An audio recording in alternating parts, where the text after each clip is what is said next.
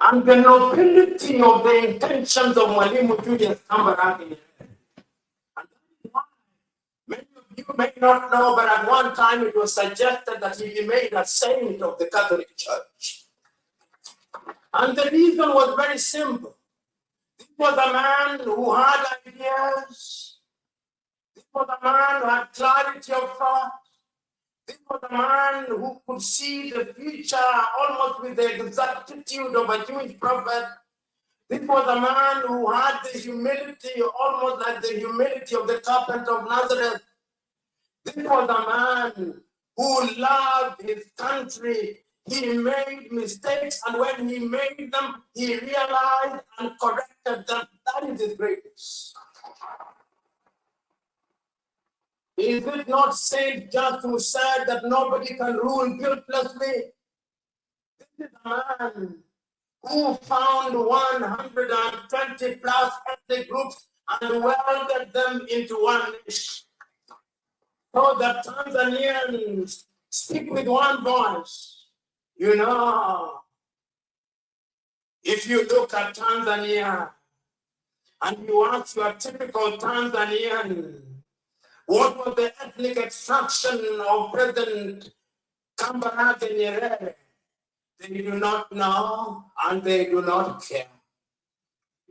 If you ask Tanzanians what was the ethnic extraction of the second president of Tanzania, Mzee Ali Hassan Mwinyi, the Tanzanians do not know and they do not care because it does not matter. If you ask them what was the ethnic extraction of the third president of Tanzania, Benjamin William Mkapa, they do not know and it does not matter and they do not care. And if you ask Tanzania what was the ethnic extraction of your fourth president, Jakaya Mrisho Kikwete, they do not know and they do not care. And if you ask them what is the extraction of your fifth president, John Pombe Magufuli, they do not know and they do not care. They only know that he's a bulldozer.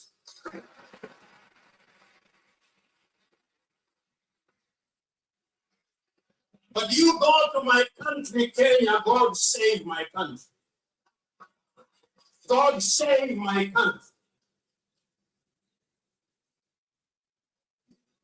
When you meet your typical Kenyan and you introduce yourself as John, then for the second name, not that they may know your full names, but that they may identify you with your ethnicity and pigeonhole you accordingly. When you go into that country, which is a great country in prospect, but which is being destroyed by negative ethnicity, you ask them who the first president of Kenya was, they will tell you it was Jomo Kenyatta and he was Kikuyu, and we care. We want our Kikuyu president. And we care. And we care because we want our own tribe to be president. So say Pierre Lumumba. Good evening, welcome to today's edition of the Riverside Talk. We're sorry for not being here for the past 2 days. But we are here again today with another new edition. And thanks for following us here. To those of you that are watching us, want to say welcome to today's edition. And those of you that will come across this video as well. I want to say welcome to Twah Rver online platform. It is the original Twah Rver platform, the #1 and the #1 of all. Thanks for following us here tonight, and thanks to all our supporters, our followers. We encourage you to do more. It's always a pleasure to be home, as I always say. So welcome to today's edition. I want to say thank you. Stick around. We will come with another great edition here tonight. Hopefully current and internet will permit my folks in Liberia to join us here tonight. But it is what it is. Let's keep the ball rolling. Let's listen to one of Africa's funniest songs, Professor Pierre Lumumba. This man is actually in a fight of bringing sanity to the African politics, speaking truth, what we should do as the continent, on the continent of Africa, to make sure that African unity that was started first by our forefathers. We're talking about the OAU monument that is currently in Sanikole. This is the origin, and there what this man is speaking about. Is this organization as Bulldog? That's the question. And I hope somebody watching here tonight can answer that question. Thanks. Let's listen to Pierre Lumumba as he wants us to Mogafuli Fad, Africa. And if you ask them who was the second president, they'll tell you it was Daniel Arap Moi of the Kalenjin extraction, and we care because it was our turn to eat. And if you ask them who was the third president, they'll tell you it is Uhuru Muigai Kenyatta, and he is a Kikuyu, and we want him to continue because we Kikuyus and we Kalenjin only feel safe when one of our own is in State House. And if you ask the opposition and you ask the leaders, you ask the leaders from my own ethnic group, the Luo of Kenya, the Luo will tell you we have been marginalized for too long. The time has come that God must smile upon us and our son must be the president. And if you ask the Luya, they'll say the same thing. That is the tragedy of gigantic proportions. I'm submitting to us that the country called Kenya needs political hygiene. I'm submitting to us that the country called Kenya needs to come to Tanzania here on a benchmarking tour, and that the President of the Republic of Kenya and all our parliamentarians should sit at the State House and be lectured by John Pombe Magufuli on the finer points of government.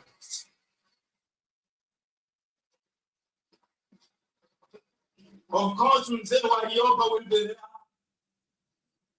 and other stalwarts will be there. Salim Ahmed Salim will be there. Well, folks, let me say welcome to you all once more. It is the Twah Rver platform. You know, I like to play this man's speeches because they speak a lot of senses into our head, especially on the continent of Africa. You know, this is a little bit old speech. It's 7 years old. He spoke this in Tanzania when he was invited there. At the time, Ms. Peace be to his ashes, the former president of Tanzania, the late John Pombe Magufuli, who died of COVID-19. You know, that man was another bulldozer in Africa.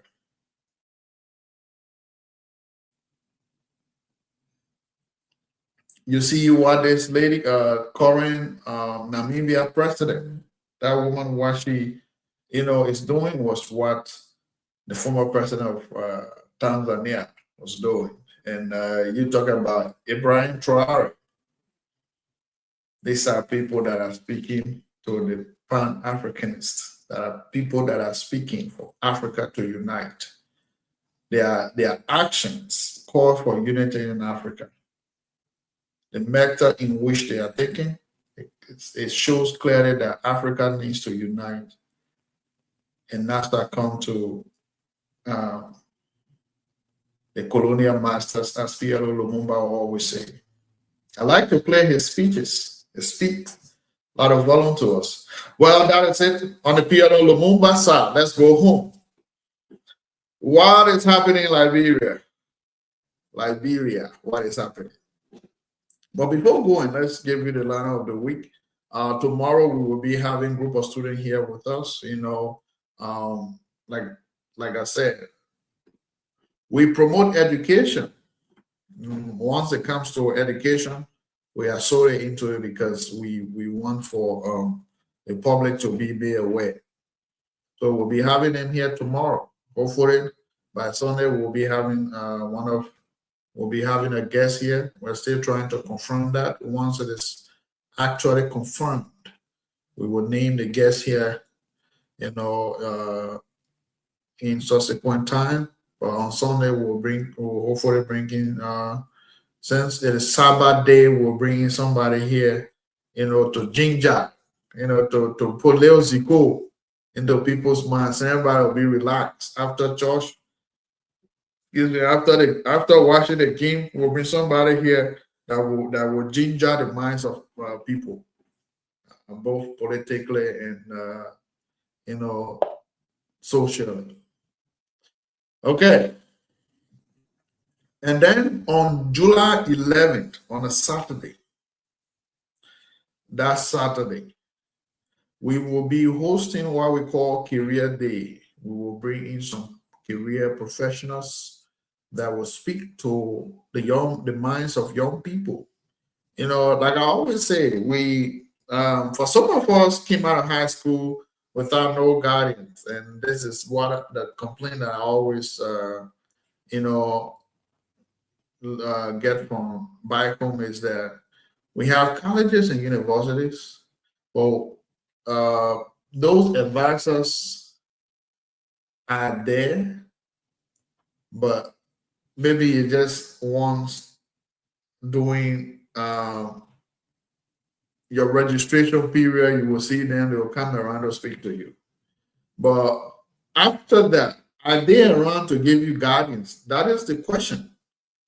And so that's why we will want to bring in some career professionals here on July 11th to speak to the minds of young people on how to make wise decisions. And I always say on this platform, going to school to get bachelor's, master, PhD, even associate is very good. But not all of us have the hands to go to college. You can go do your trade and start making money from there to progress further. We have too many degrees for us in Liberia, and yesterday we are complaining on a single basis about jobs. So we try to speak to the minds of young people that education is not all about going to college, but you can choose a career path that will put you out there. So that is one of the things we'll be doing July 11th. We have Dr. Chris Lang, who is one of the B-men in Liberia education sector, will be one of our guests here. And it's one of Twah Rver based in the UK. Will also be one of our guests. And of course, we will look for another people around here to join them so that the conversation can be more juicy from diverse, career backgrounds. We've been bringing it on board. So we will make that, big announcement. We'll continue to announce it so that people will be aware that on that day, we will have a very major topic to speak on. Education and career. We will be diving into those discussions here on July 11th. So thank you. Folks, what is happening in Liberia? I said something here the last time. The issue of drugs, right? It's a continuous struggle. Even the great United States and other Western countries still struggle with that. What more about Liberia that is still struggling? But the issue of fighting drugs in Liberia, it is a collective effort of all of us, be a government official, be a citizen, be a law enforcement agency. All of us, it is our collective effort. And one thing that can undermine that fight,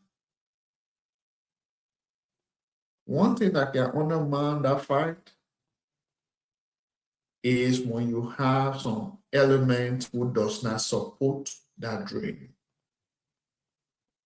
It undermines it. Look,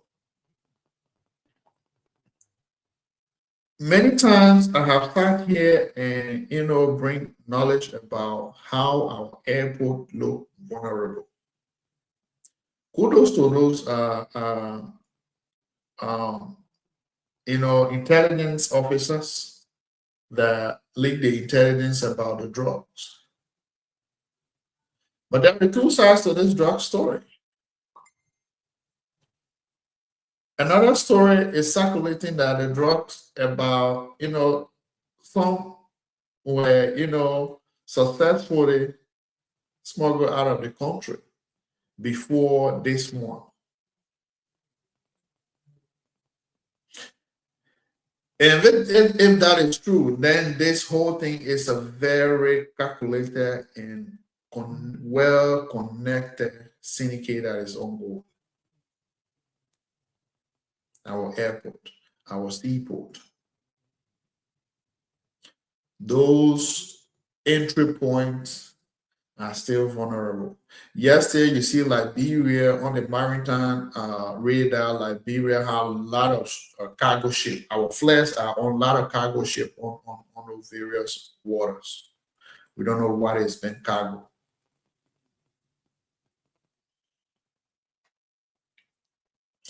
But we as Liberians and citizens of Liberia, it is all of us responsibility, all of us responsibility to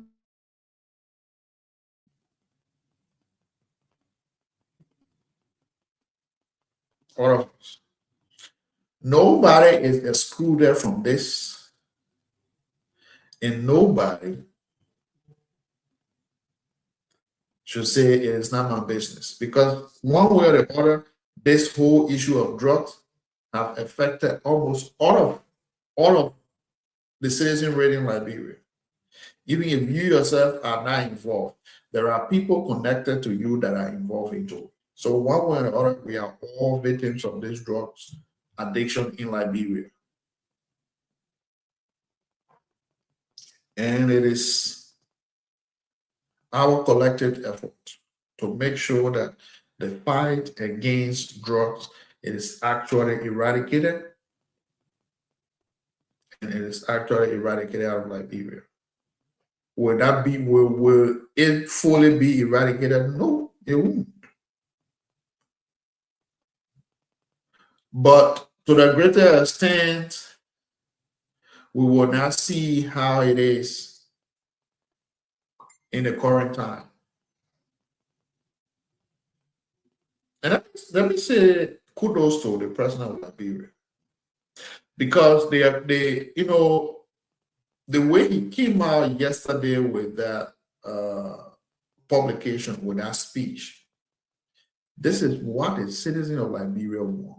A leader that when things happen will come out to say, this is what I stand for. And I think every Liberian, should follow suit. Every Liberian should follow suit. Because when we do that, if a leader come out to speak that way, it brings ease to the situation. We saw the tension yesterday when the Justice Ministry, the LDA boss, and other state agencies, security agencies were invited at the lower house,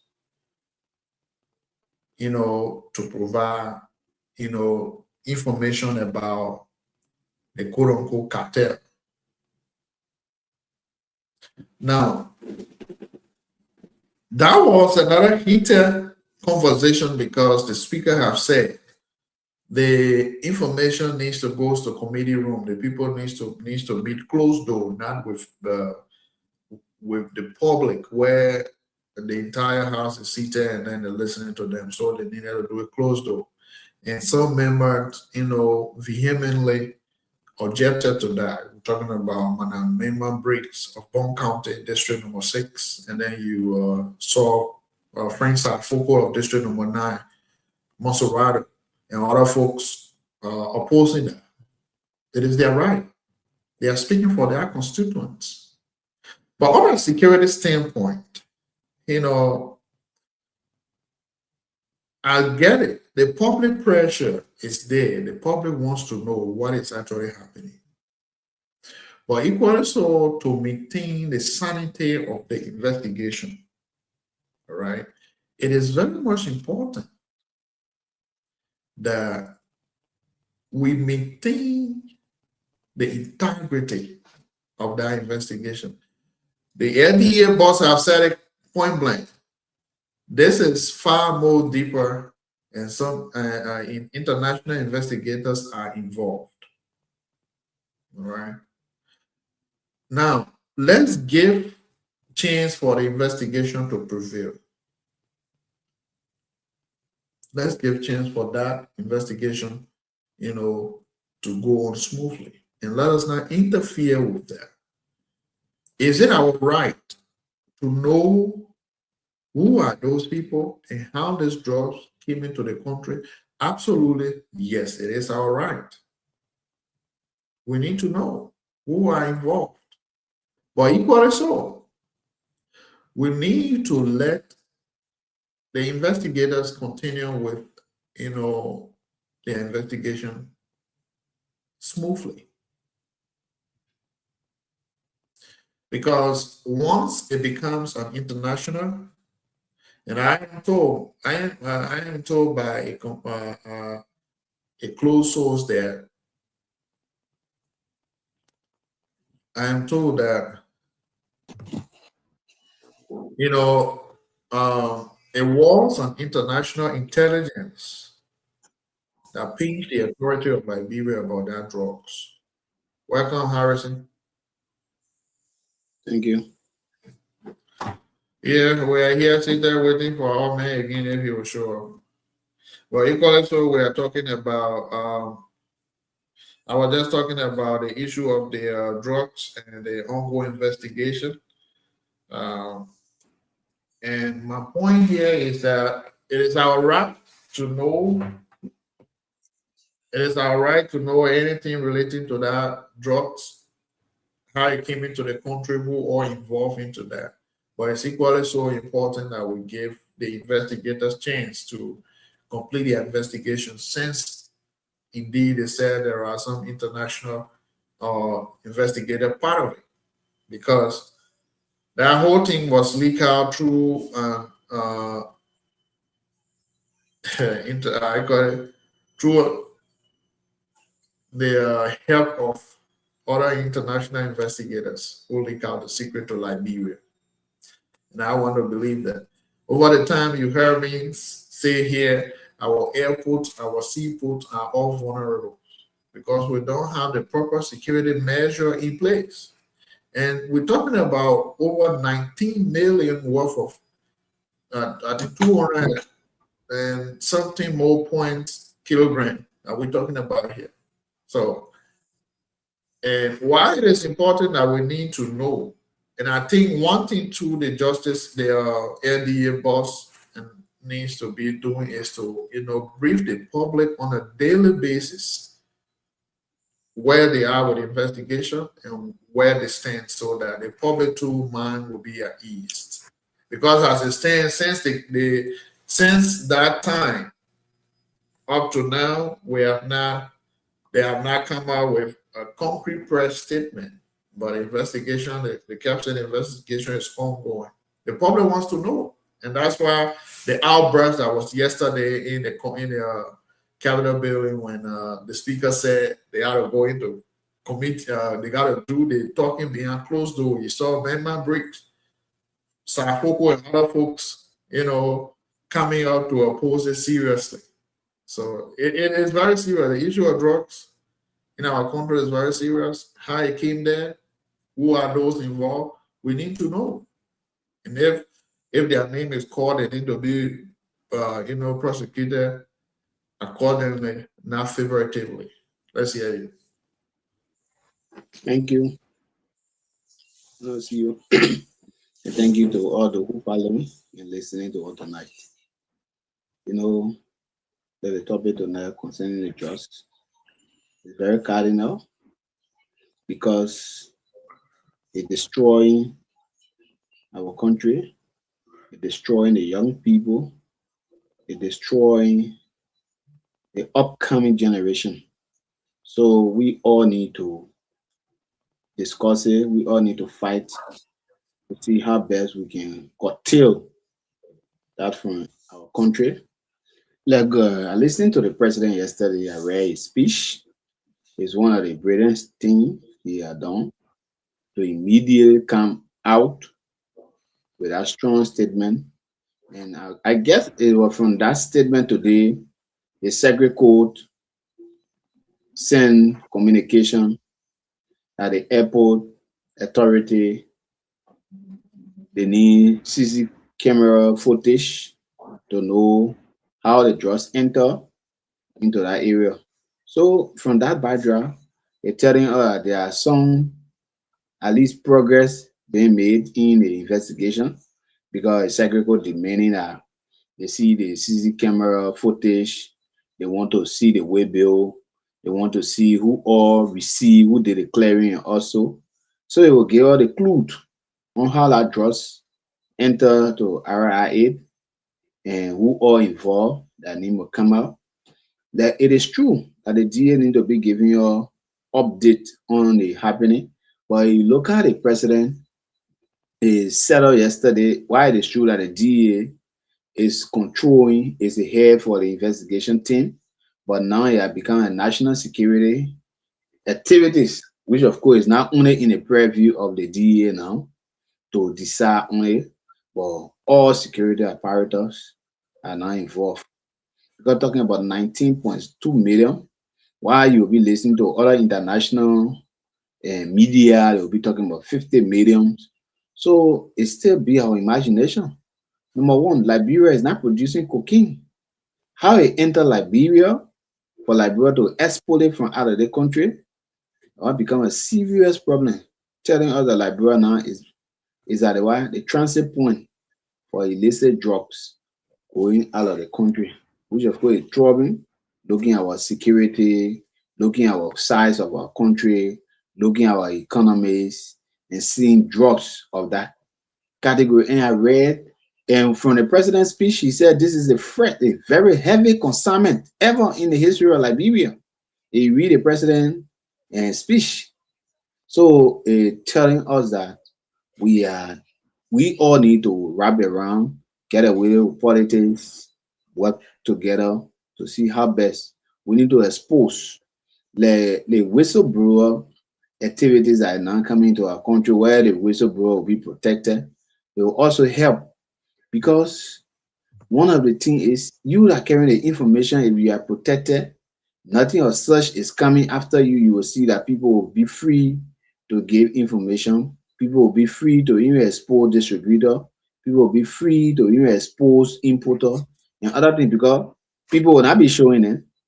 But the information that they too will be giving will be accurate, it will be on time. And because security, they are not so serious. They live, they do their work by our information. So if the information is shared, then the security can stem on that information to carry on a job. But my brother, you know, when it comes to the 19.2 plus million dollar US, which is 3 point something billion dollar Liberian dollar, is very bad, it's very dangerous for our community, very dangerous for our country. We all need to work. Like whether people should not carry on favoritism, where you see that if people hierarchy in the government is connected to this issue, meaning it cannot be investigated, be him will be there. So like the president gets strong warning from his speech. He said whosoever that is involved will face the full weight of the law.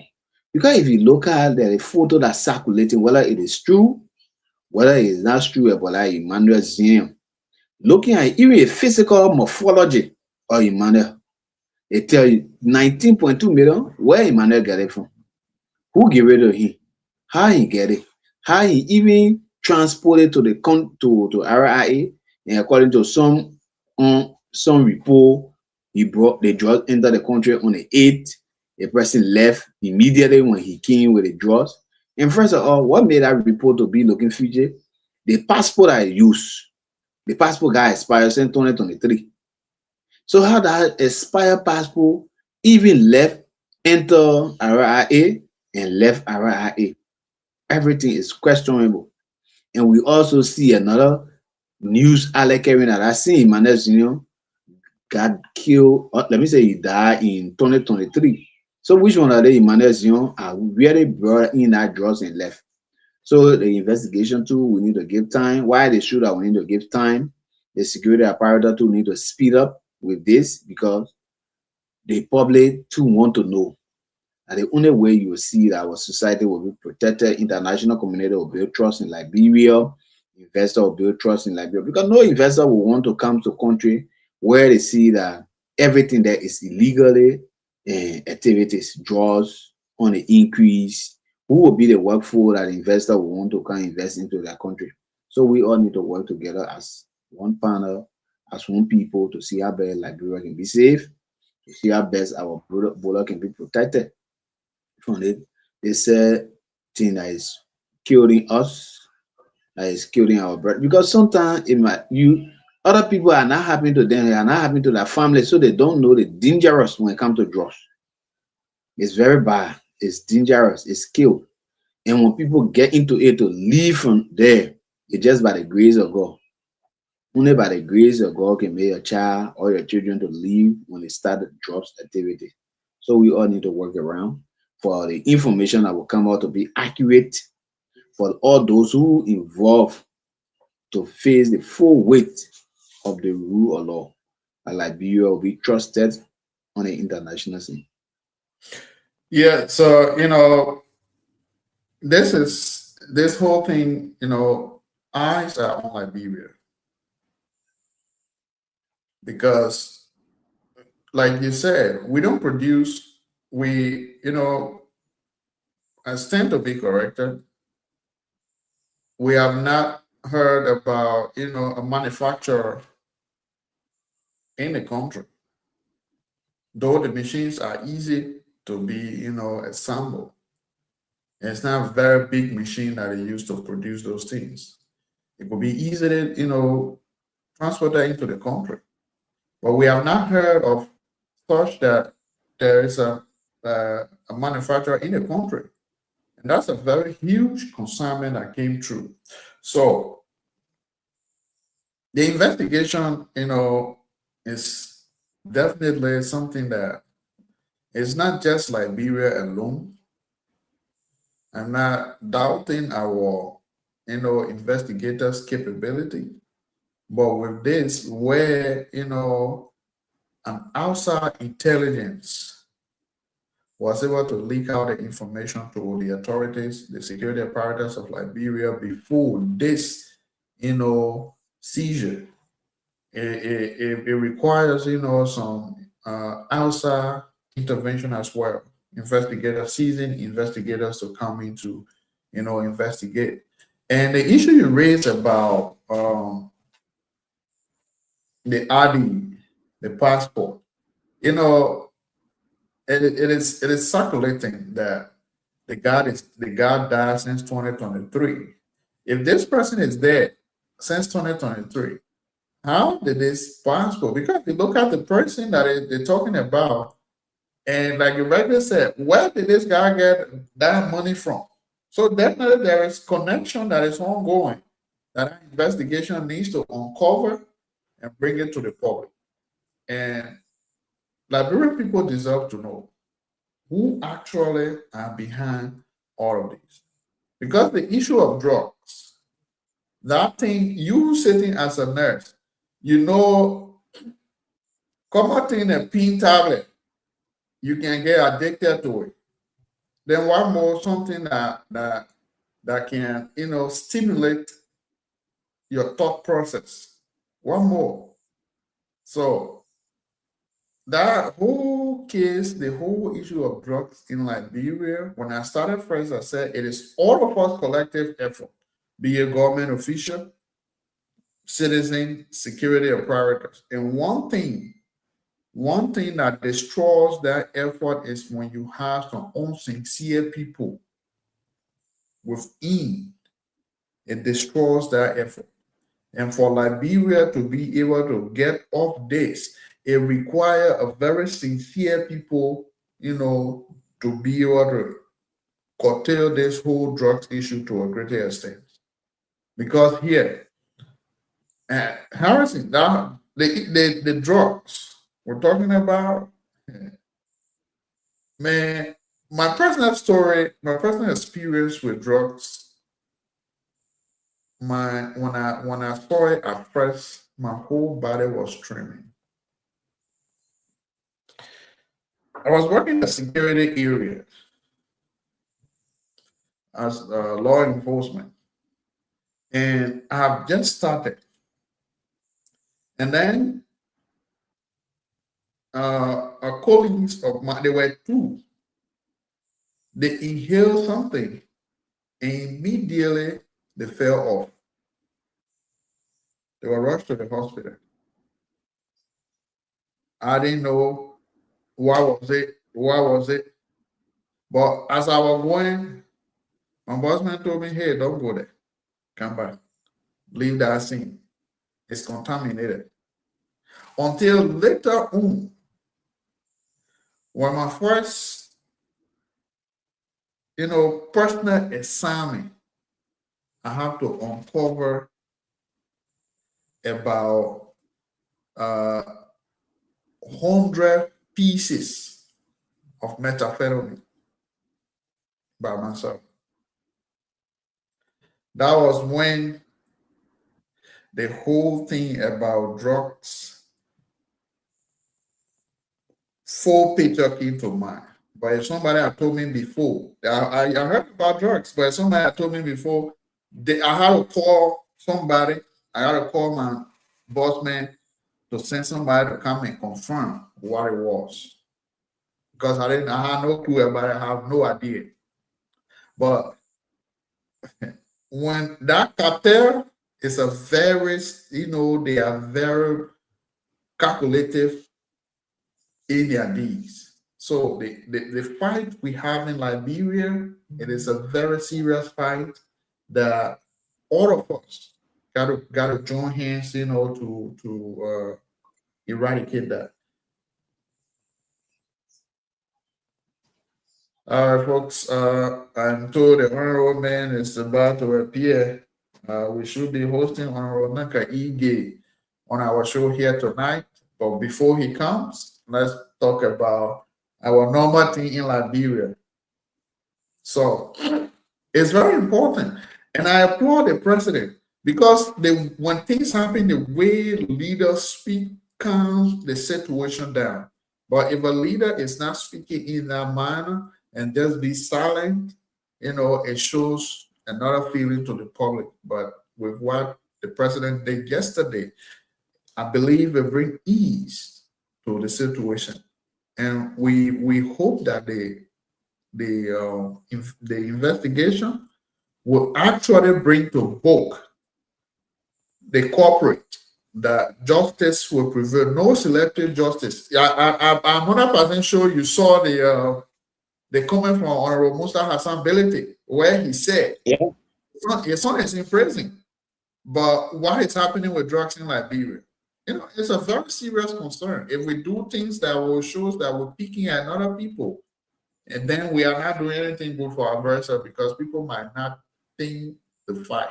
And with Liberia, that is trying to get on a path, internationally, people are looking at us. This is what Liberia nearly got sanctioned during former President George Weah time. Our passport landed into a Mexican hand. Our passport landed, diplomatic passport landed into Nigeria's hands, and when they are not Liberians. So all of these things were things that were played behind the scene with Liberia. We were on the radar. And yes, and this is one of the huge consignment ever to be captured in Liberia. And I think it is very serious that we, be careful of it and know how to go about it. Let's hear you, brother. Yeah, thank you so much. And one of the things that really baffle me has to do with the DA, the way they do their work. The DA will be going after the consumer, where they will put all their energy, their time going after the consumer. But they are not going after the distributor. They are not going after the importer. You will see somebody with one parcel, DA taking a photo, holding them, placarding it. But up to now, 19 point something million, no trace, no information. They have become. Look at the press statement. The one I better heard. Look at the press statement the DA brought out. Press statement. Weak. Very weak. And that's what one of mine. That's why discredit public trust. If you are not strong and sincere in what you say. You see, one of the things, the former DA boss for administration, when you are dismissed, before the Senate, the man said, before the drugs can leave from the country, the executive, they are big hands from executive, from judiciary. Right after that, he was dismissed. Because the people who coax you on the information, you are getting the information, you know, they are part of it, they will coax you. So some of the things, like you regularly said, these sincere people, earnest people, God-fearing people who will stand by their word. They say, even if I lost the job, but I will lose it with dignity. Dignity. Yeah. That the society said will count on you. People will be there to become your judge. But when you eat dishonesty, get out riches, people will not regard you. That's what's happening right now.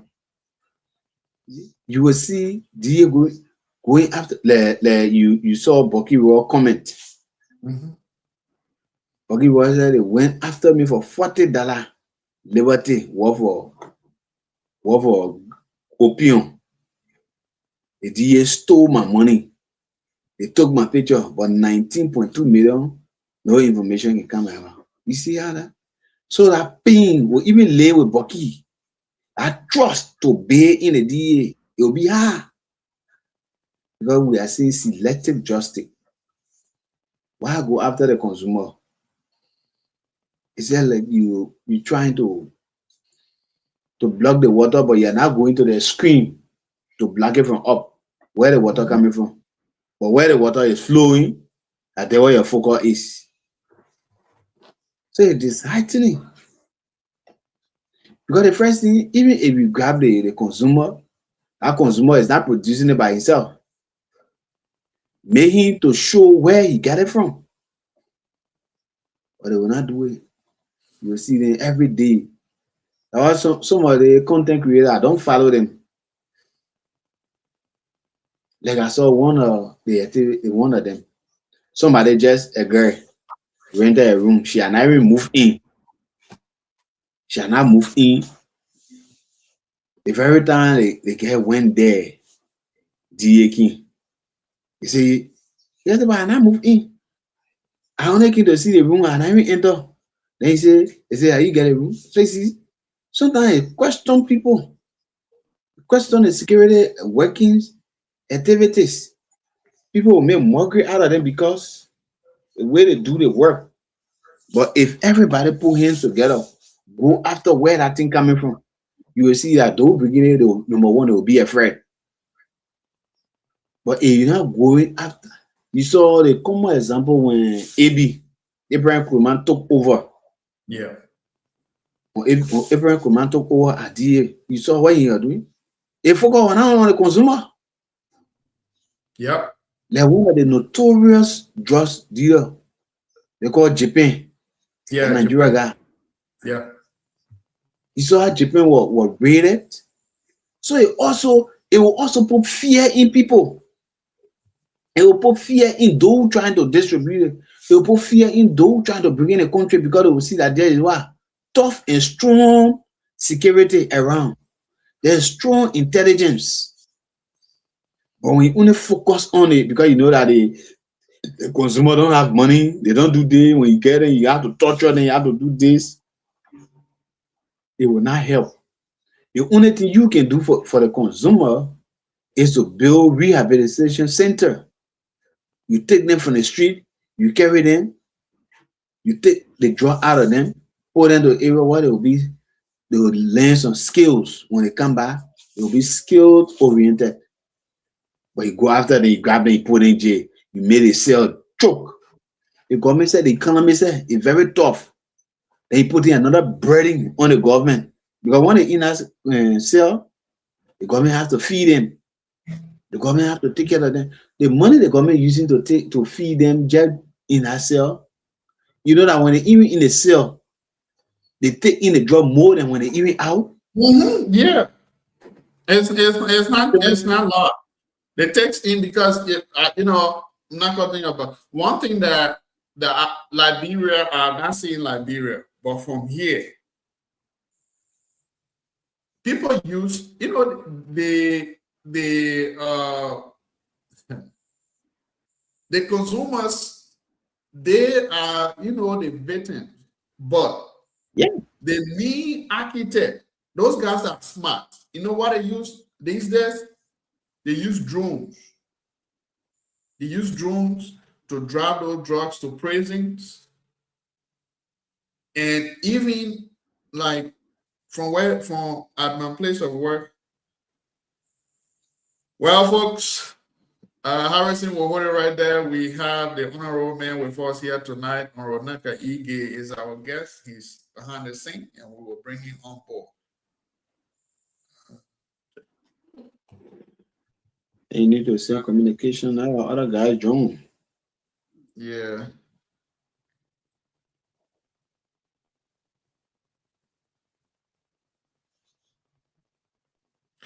Yeah, you can be going ahead. I'm trying to send some message out before I bring you So, like what I was saying, because the people already victimized, they need to be rehabilitated into this community to be useful. Then you collect them, you go to put them there again. Where there's no formal education going on, there's no skill going on, they're just there. It will also cause serious problem.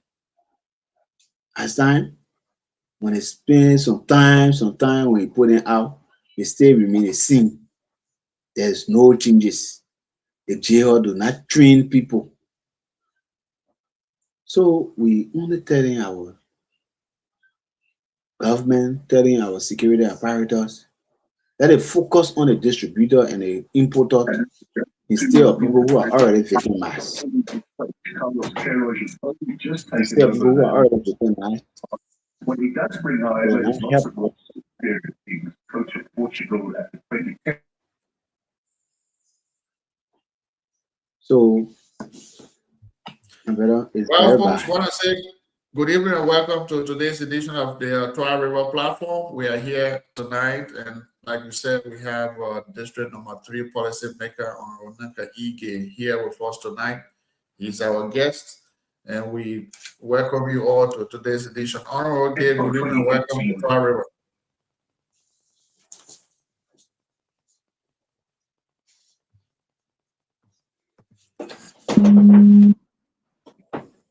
Honorable Yeah, Ige, welcome to Twah Rver.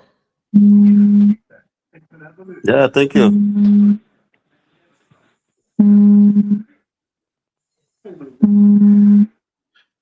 All right, I want to say welcome to you and thanks for your time here tonight. We appreciate your coming. This is our online platform, and we sincerely appreciate you for your time here tonight. That you just came from meeting, but let the public get to know you and who is Naka Ige. Naka Ige, let's get to know you. Okay. Thank you very much for extending invitation to me to appear on your show the very first time. And let me apologize to the management of this platform. Last week, Wednesday, your talk show or your platform would have hosted me, but then I had some issues that could not permit me to have appeared.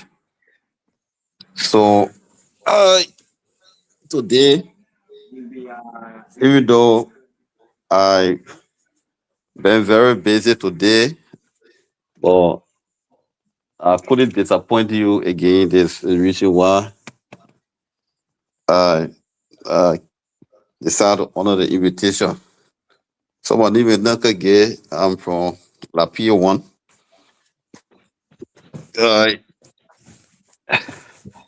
And I represent the people of District Number 3 currently in the House of Representatives.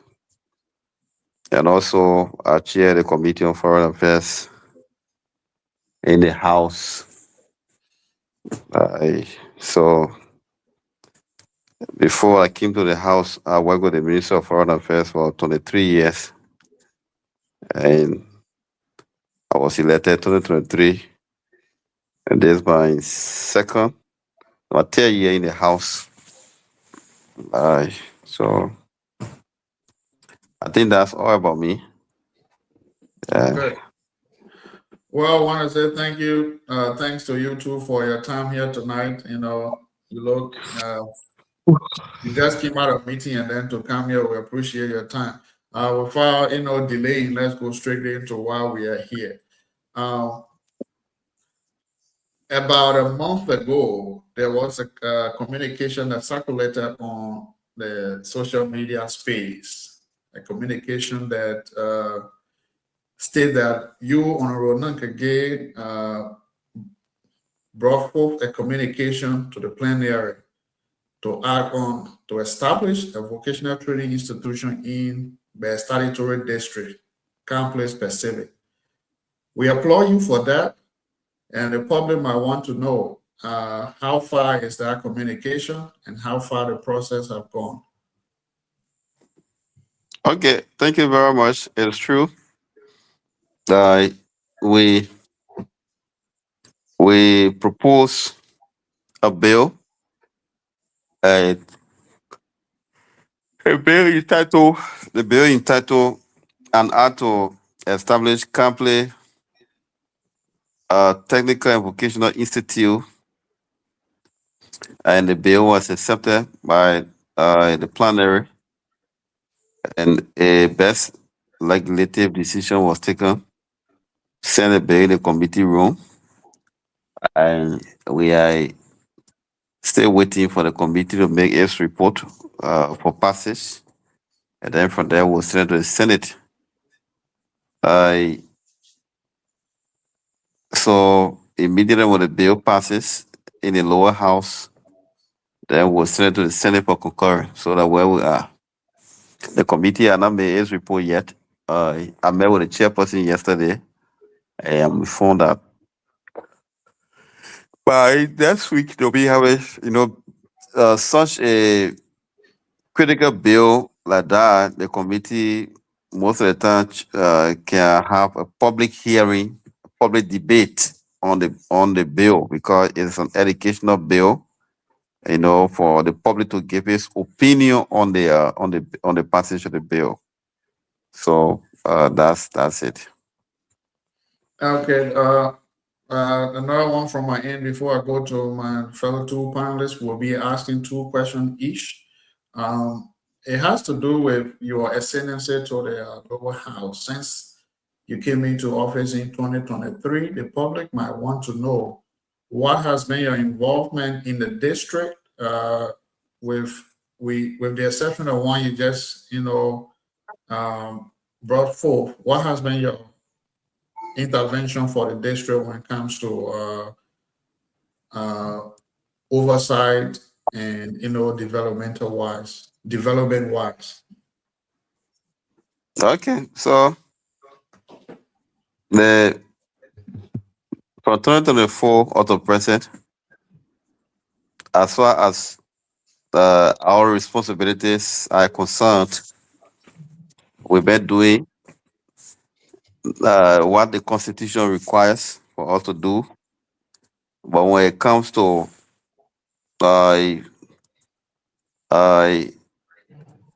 development activities, which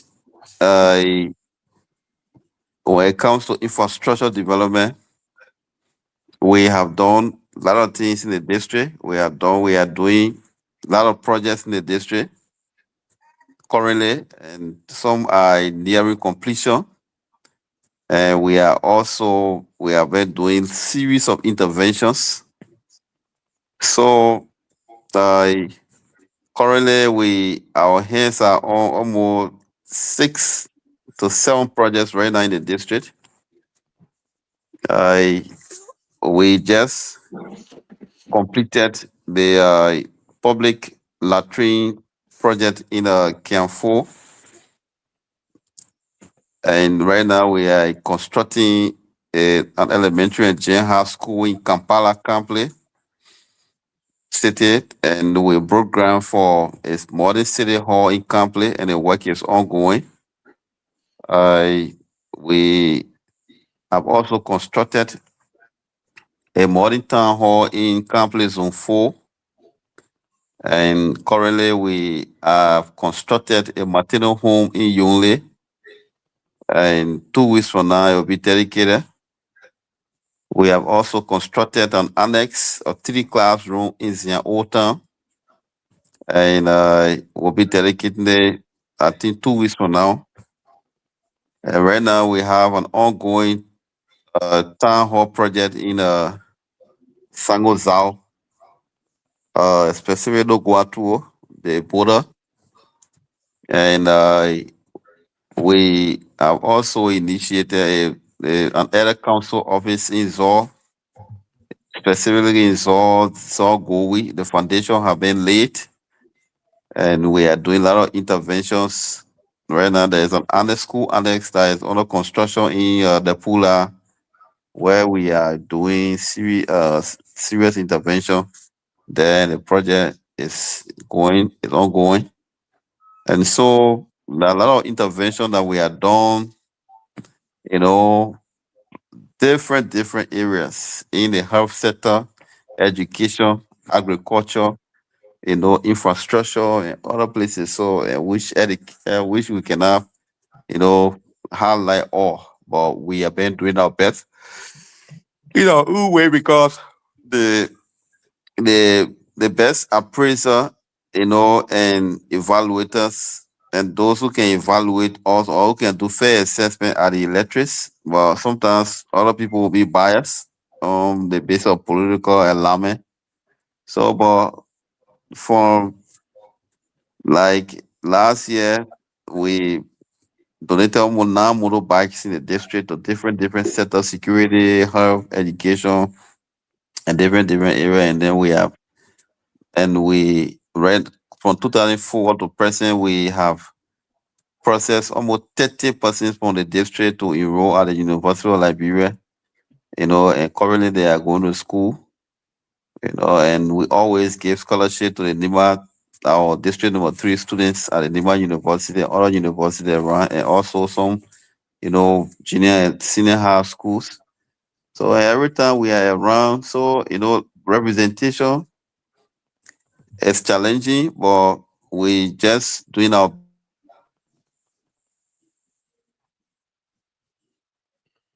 Oh, come on, local call, y'all leave this man alone. Well, folks, that is it here tonight. We are in best. conversation. We try. Go ahead. Hello? We are listening. Go ahead. Yeah, sorry. Yeah, somebody was calling my line. Yeah, I know, local call. So, yeah. So far, and we just, there's a community in Camp Club here. The last time I went there, they told me that, we are out of drinking water. We need a hand pump, and we were able to construct a hand pump in the place. So a lot of things that we've been doing, we can sit down here tonight and highlight all, but the record can speak to what we've been doing. Even though some people there will be negativity, but as far as we are concerned, the reason in which our people elected us for, we are doing. We may not be perfect or 100%, but at least to some extent, our interventions and some of the things that we continue to do, the advocacy we continue to do for the district. Right now, I Campley, will soon be benefiting from solar light from the World Bank project that we advocated for. Campley will also be benefiting from what we appropriated in the budget for city layout, to lay out some streets in Campley. So there are a lot of things that are happening, and so stop thus far. There'll be any question again. Yeah. All right, thank you for that splendid explanation. I will turn the floor over to Mr. Harrison Ball, one of the panelists, to ask his 2 questions. Thank you, CEO, and welcome to the talk show tonight, Honorable District number 3, Gay. Like he said, my name is Harrison Elbow, one of the panelists for today's discussion. Thank you for your explanation and your involvement within the district. We highly appreciate, and we pray to God to see more coming.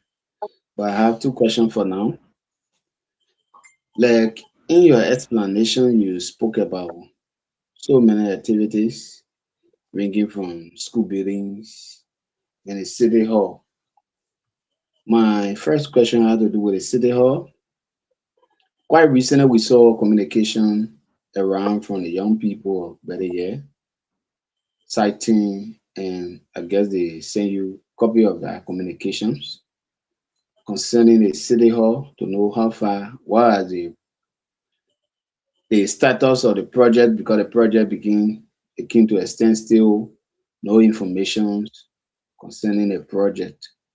I want to know, is that project your initiative or Nimakante initiative? When you ask a question, what are my initiative? I think the role and responsibility of a lawmaker is to lobby, and I was elected to lobby on behalf of the district. And so, and our responsibility is to work with the government as a MOP for the district, make appropriation in the budget, executive execute. It's just like, we have turned or sat down the responsibility of lawmakers, and lawmakers have become, you know, to engage into infrastructure development activities. And so it becomes difficult when it comes to even auditing purposes, because lawmakers should be the one who should be, having oversight responsibility. That money that we appropriate to the executive, they should be able to account for it, and we should be able to exercise that oversight responsibility, and we should not be the one to be, undertaking project. By right, under our law, lawmakers should not be able to undertake any project of this except, when it is budgeted for. So if we're in an advanced country and we come to audit, the question will be asked where the lawmakers are getting the money from to do projects. However, for the sake of the listening audience, we will be able to address the issue. I've broken ground, for the city hall, and when I even in my campaign message, I told the people when I win election will be the city hall. So whether it comes from me, I lobby for it. It's a fulfillment of my campaign promise that I made to the district people. So I done a groundbreaking ceremony, and after the groundbreaking ceremony, we started, buying cement, buying a lot of things, and we initiated a project, and then later I went to the county administration and told them that, oh, Madam Superintendent, the project over there is huge, and even though I did a groundbreaking and I spent some money, almost over $15,000 USD on the project. But then on materials, steel raw, cement, and this and that. But then the project is big, and so I would need an intervention from the county. And say, okay, since you have you asking for intervention, we'll help you. So under the project, on the procurement, Lord, there are two categories of project. There are some project that can be planned for, by the county administration or the government, and sometimes somebody will be doing a project and seek government intervention, government will intervene. So the project over there is an intervention project from the county administration to my office, because I am the one who went and lobbied for it. It was not a project that the county council who sit down and say, okay, this money that Nima County get this year, let us say 100,000 out of Better or 200,000 of Better for so and so project. The county council did not take that decision. In fact, when I went to lobby at the time the budget had passed, the county council had passed the budget, because the local government had said that the county council is the one who preside over the budget and pass the budget. So when I went to the county to lobby, at the time the county council had passed the budget, and I told the superintendent, I said, well, this city hall is the project is very important, and I told the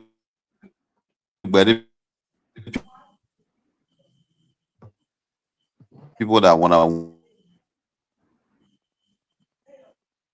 we are going to build a city. So as a sister, you got to help me as a brother, so that at least you can be able to at least do some intervention in the city hall project. And based on the lobby, she was able to that have the record or that have or that certify the requirement for any local company to undertake a project, and there is a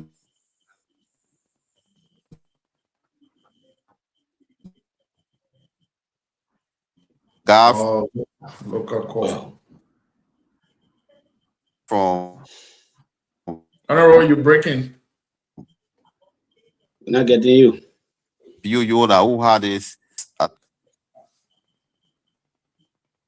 Well, folks that are still here tonight, we're in conversation with Honorable Nanka Ige, policymaker of District Number 3, who is here tonight. We started asking our questions, and Liberian people, y'all please leave their mayor alone. Let him answer our question. Y'all stand by with your local call. Y'all not calling him man before, but Aaron, Franklin, welcome back. Franklin, man, welcome back from Lima. I want to say welcome to all of you. Okay. Yeah. Thank. You got me for it. Okay. Now we can say we Thank- got to bring thank- we got to bring internet All to right. you. Thank you. All right, the honorable is back. Welcome back. Yeah. Okay. So, Franklin, hold on. Honorable is back. thank you so much. I'm glad. Franklin. Okay. Yeah, honorable, go ahead. Permission. I was in speech, yo. Yeah, sorry. Go ahead, boss man. So a question was posed that whether the company had a document and by the grace of God, they were able to have all the documents that made up with the requirement to be awarded contract for the government of Liberia, and how that intervention was done, and the money was channeled through the company, and the project is ongoing. And right now, today, the latest development today is that they attach all the linter, and then maybe by next week elevation will start, so that they can be able to at least reach rule level from now to maybe July ending. So that's where we are. So respect to the project, the one I told some people the last time, I said the Lima Social Development Fund have been in existence for 20 years, from 2006 to 2026, 20 years. But if my memory can serve me right, with the exception of Yepley Public School, which was undertaken from the County Development Fund, there have been no project in Berike, or maybe District Number 3, or in Zolchidon that I represent as portion of District Number 3 that have benefited from the Social Development Fund. So, and the project there was not a project that was decided upon by the county council or the county administration. Say, okay, let's carry the want to bury this year. No, it was something that needed to be done, and I went for it, and they were based on the intervention from the county. The project is ongoing. So that's it. Thank you. My next question has to do also with the same project. Thank you for the explanation. The project, according to you, you started first. Yeah, we saw the groundbreaking. You started first, you procure more than 15,000 worth of materials, United States data. I want to know, before the project could start, was there a bidding process? Was there a bid opening where people will come to compute to see who will be qualified? or was just a selection because somebody had a document? So that question there, the best people that you ask that question is the county administration, because under our law, the lawmaker do not award contract to people. So the county administration is the one that can, the SAET is the one that can award contract. So maybe to inquire, the best thing to do is that maybe as a citizen, you can write the county administration, which will be your right as a fundamental right for the constitution, to inquire how the project, how the project was awarded. But based on my knowledge, project can be awarded to people on the basis of different, ways. The first thing is that a government plan and say, okay, this year we will do this, or we'll build a bridge, or we'll build this one, and it's budgeted for. Then that entity under which that project will be undertaken, they can do the bidding, they can do a bid and put a bid out and people apply for the bid.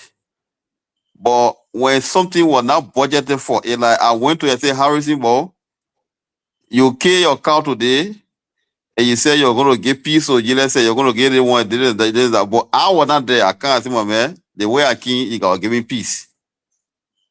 That one there, you didn't plan for it. So that's how the whole thing happened. So the best people that you can inquire for, that, but as far as my knowledge is concerned, that was an intervention. I was doing something. I said, okay, my man, you're heavy. But it was not a project that the county administration sat down and said, okay, we are planning in our budget this year that we'll do this city hall incomplete. And then the county council pass a budget in that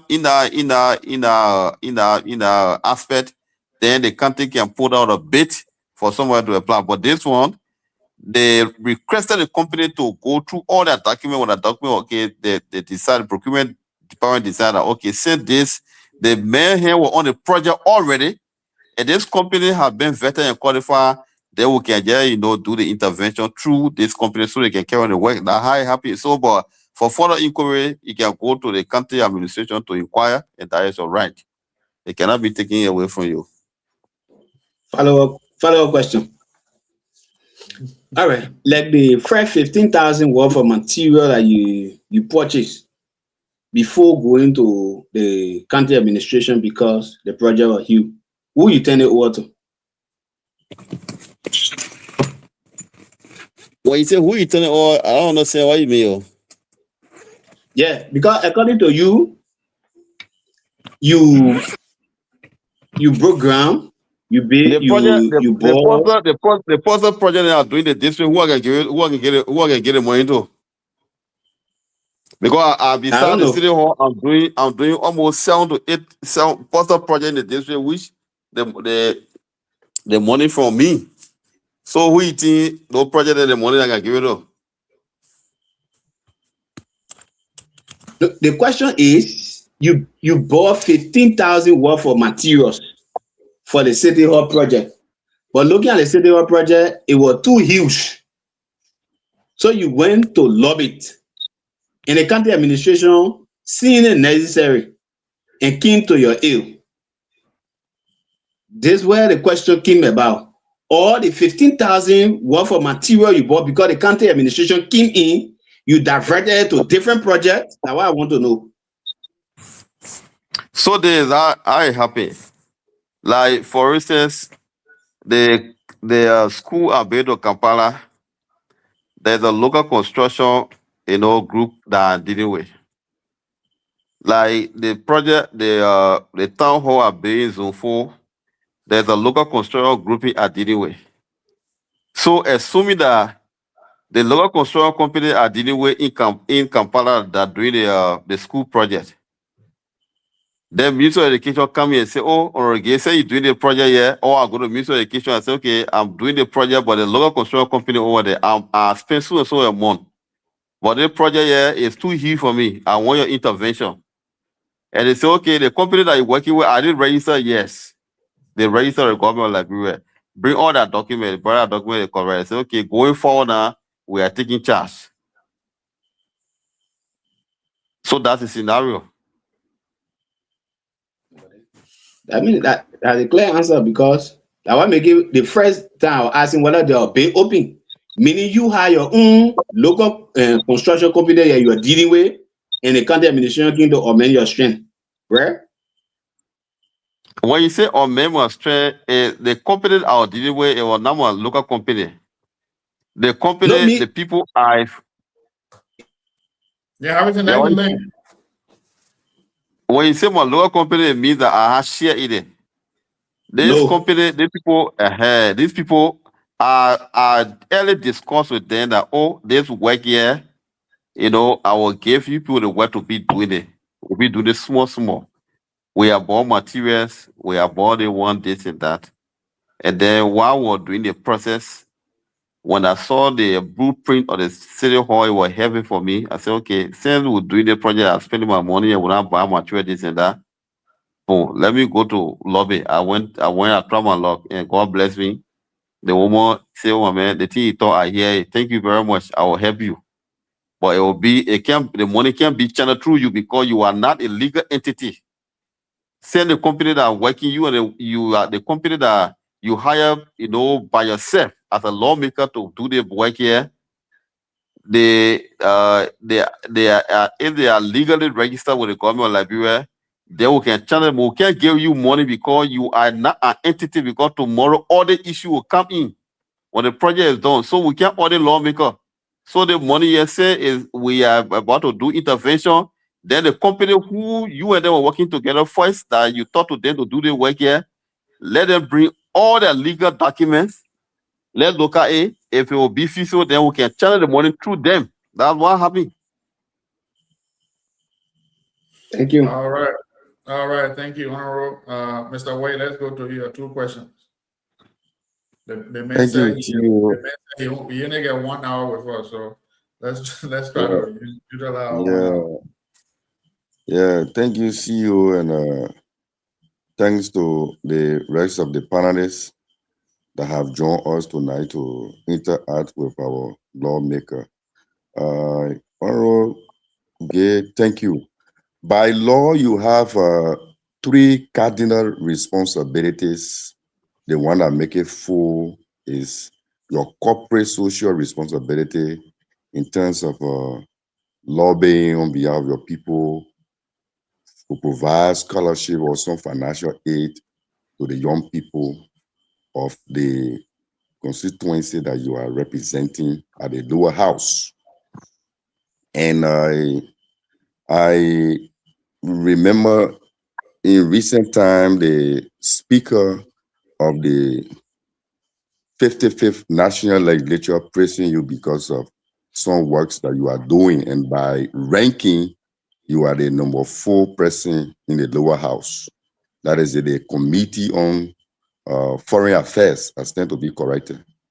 Mm-hmm. Now, there is a social media post from one of your citizens, to be precise, for the audience tonight, one Chief Bangi. Mm-hmm. What actually transpired between you and Chief in recent time that he posting on the social media every minute, not a day? So thank you very much, my traditional father. Thank you very much. And I really, really appreciate the question for clarity purpose so that we can make the people to know. Sometimes you can reach to a point as a human being so that you say, but the good I wanted to do for that person here, I regretted why I even initiated it good. And I have reached to a point in my life that this time, if I'm doing good for any human being, I don't look at you. I look at God that they go where I'm doing for them, man. Yeah. Whether you remember you or not, I'm doing it for God's sake. It is an unfortunate situation for the young people, especially for Achi.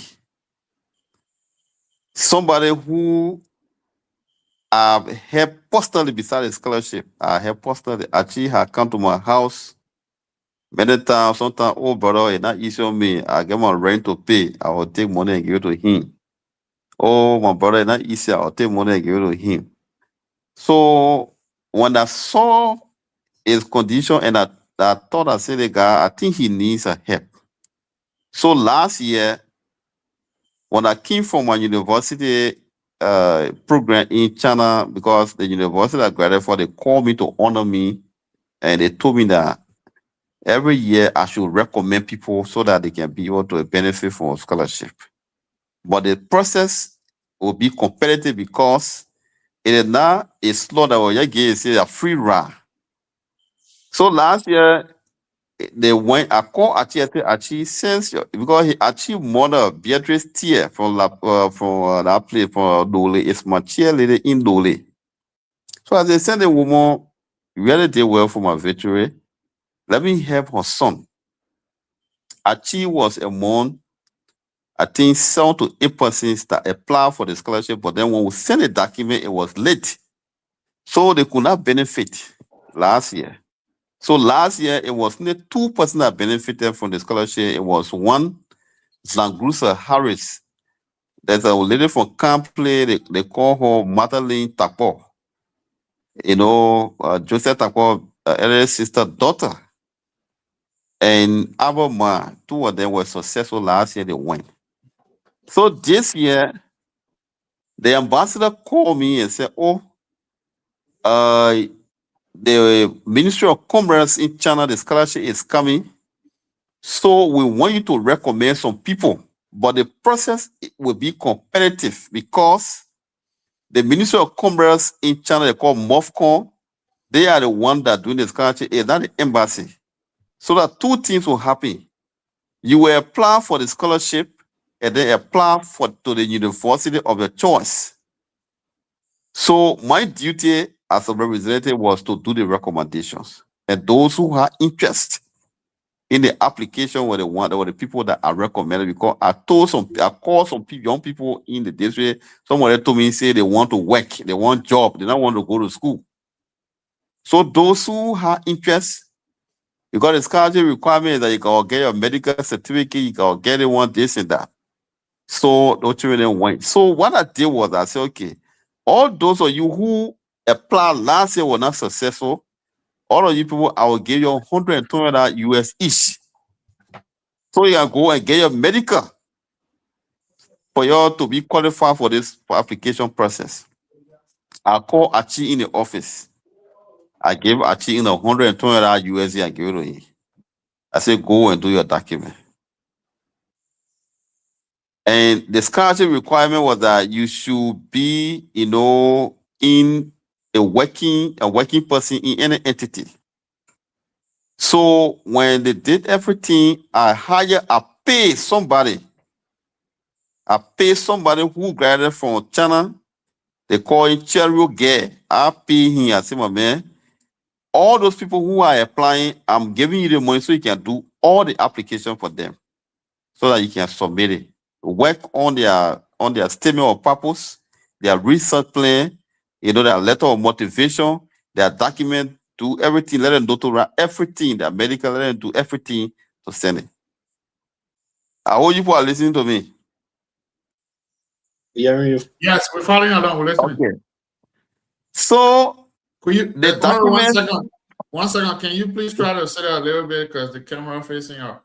Okay. Thank you. Sorry, yeah, man, I'm tired of having. Oh, sorry. Okay. I know you're tired with that one. You only get like Yeah, I'm okay now. Yes, you're good. I'm okay. Okay. So the documents were done, the applications were done. 2 applications. Usually is there are 2 applications. One is done to the Scholarship Council, one is done to the university of your choice. When I did a recommendation, I hired a guy to do the application for all the people there. They did application for all those who apply. And when they did the application, they submitted it. When they submitted it, I went to the ambassador called me that, oh, did all your, you know, those you nominated, all they apply? I called them and say, oh yeah, all of them apply. They sent the application in. They called them, they told them before they even went to the embassy they told them that they call all of them, they told them, say, the scholarship interview will be both in Chinese and English. And when they told this guy, Archie said, he don't know Chinese, he can't make it. And with even Oscar was talking to him and said, I said, Archie, my man, there's nothing impossible in life. If you want to pursue, educational journey, you gotta be, strong and be more focused. I'm sure you can make it. We did everything. All of them went to the embassy.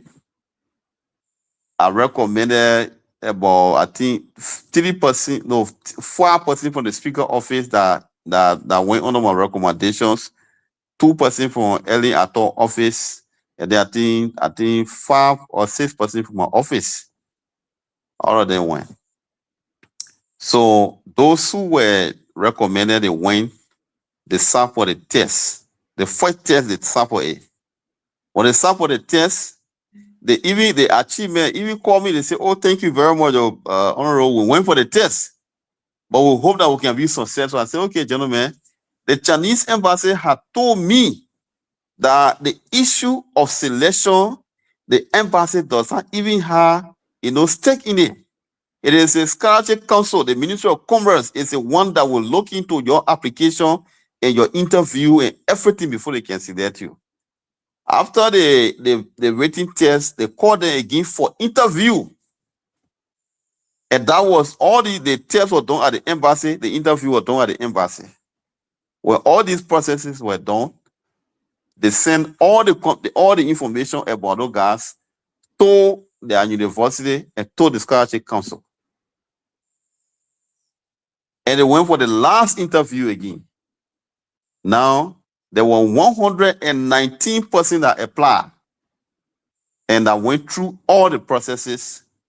And out of the 119 applicants from Liberia, only 59% were successful. For different sectors, those are all recommended. Unfortunately for our brother, one other boy from one of those manor area, and one other boy from somewhere, and 3% from the speaker office. I think there were 5% that are recommended on my listing. I think 6% that didn't make it. The other people, they wrote in that the scholarship council has selected you people, but we are waiting for your university to give people a letter of admission. But all have not been done yet. So those people, they separated them from the people who were not qualified. Early in the morning yesterday, around 3 o'clock in the morning, I saw a post from Archie Bangley. Nagage, you are a self-centered leader, you are this and that. Only lappy people you can select, all kind of thing he talk. I tried talking to Archie yesterday. Archie was insulting me, how I'm a good leader. I said, Archie, can you come to the office for a talk? Archie said that you cannot come near me your whole life. I said, okay, it is your choice. You don't want to come near me. One thing I know in life is that myself year before I even went for my master's in China, I applied to more than 30 universities. Some give me an admission letter. I never had the money to go. Some people this and that. So for you to say you want to go to school, you gotta be disciplined, humble, and be hardworking.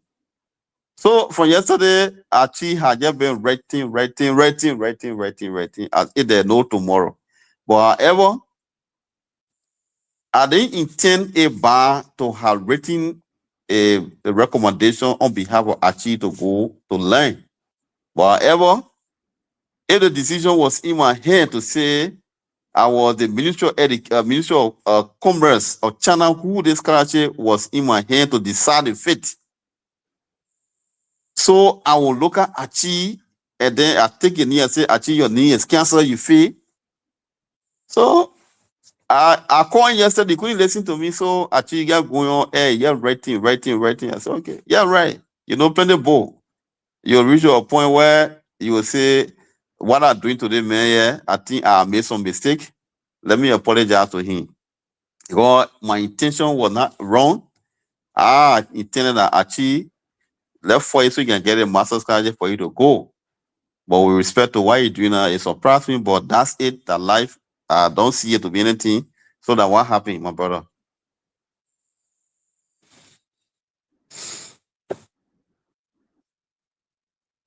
Hello? Aaron, you muted. Oh, okay. All right. Thank you. A follow-up concern for the question or for the answer raised is, besides the issue of our chief, let's look at the general level of the district in terms of financial aid and scholarships. What is the overview when it comes to the district since 2024 up to present time? Can you catalog few young people that you are empowering educationally for the listening audience? So let me, when I got the daughter in 2024, the first thing I did was that I recruited 15 persons at the University of Liberia that I initiated. I paid for the entry fee and I made sure that all of them were able to pass. I know that the first group that was 10%. 10%. I had the 10 persons. All of them passed. All the 10% passed. But then what happened was that the 10 persons, 3% were not having wire certificate. 3 or 4% were not having wire certificate, and they didn't enroll. But all of them they didn't enroll.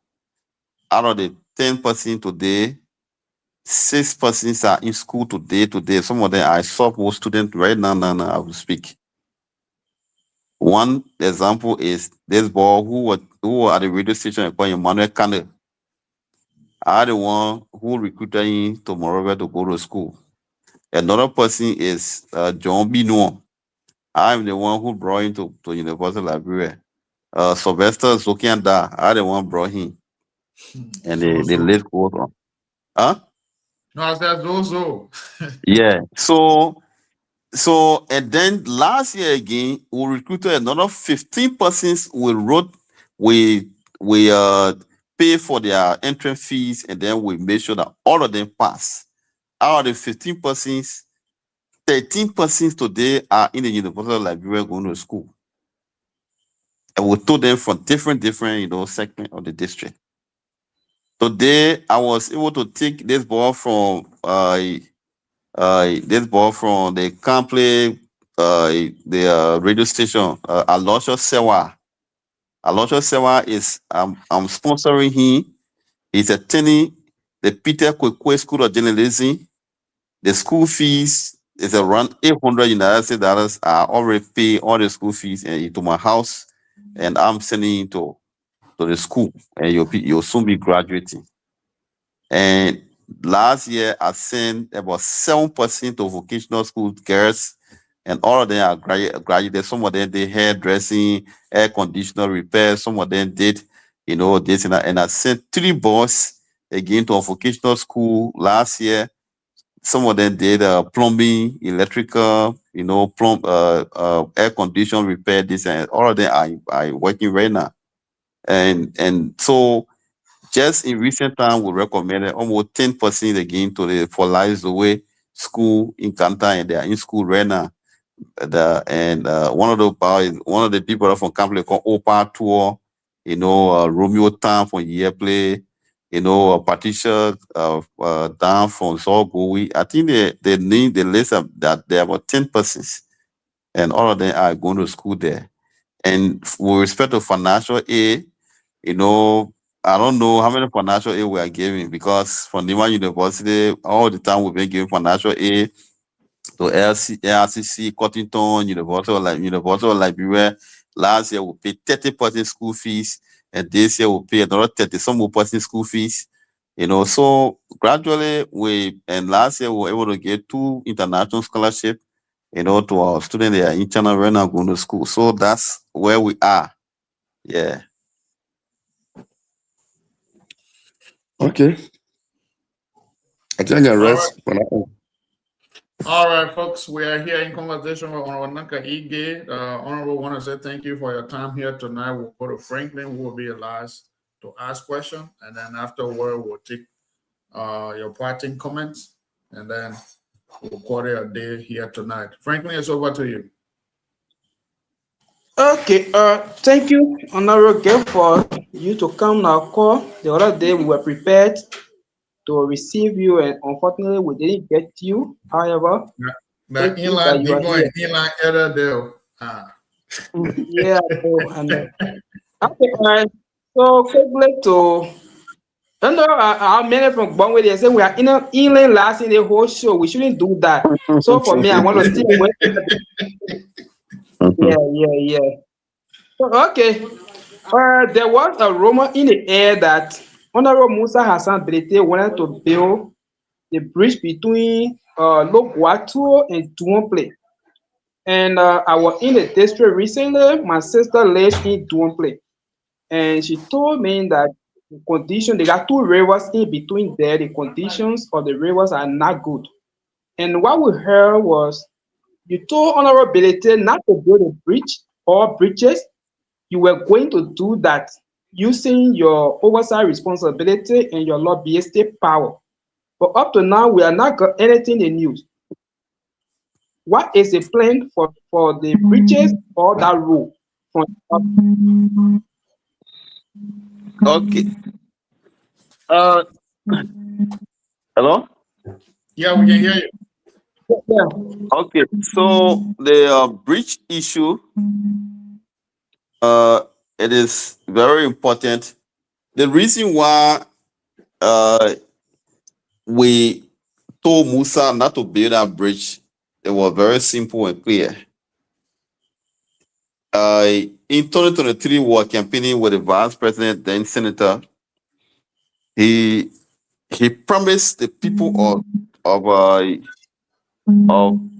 Wompley and Loguatu that he was going to fix that bridge, and all of us stood there. We put our head on the line that upon the victory of Unity Party-led government, we were going to face the road.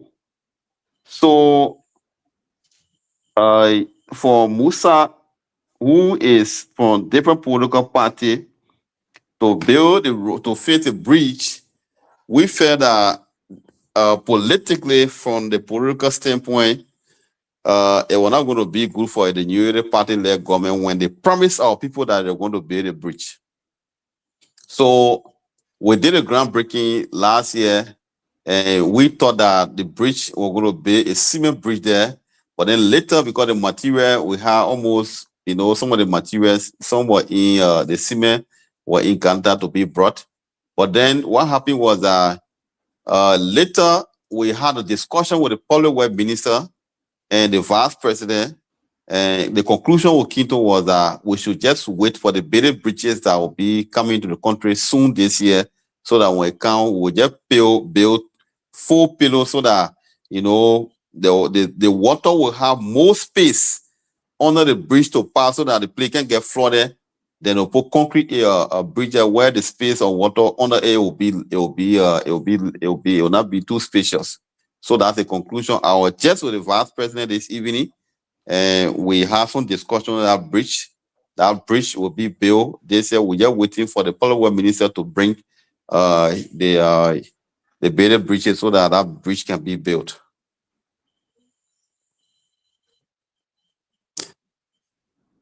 Franklin, are you still there? Okay, thank you. Now,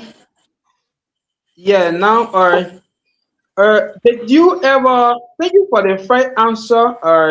I appreciate, and even though it's from political standpoint, we are looking at development issue, and also we should all look at overall politics for the well-being of our people. Do you know that the youth of the district, they are your people? And did you ever make a statement in campaign that when you get scholarship to any youth from the district, that youth will go against you in 2029? Did you ever say that? You listen to the outlaw give journal for people that are giving scholarship to? You are on the line? Hello, Franklin. Yeah, he's muted. yeah, listen to that. Were you listening? Clarity on that statement. Hello, I'm asking you, I say, were you listening to me when I outlined the young people that build a capacity, that continue to build a capacity? Did you listen to me?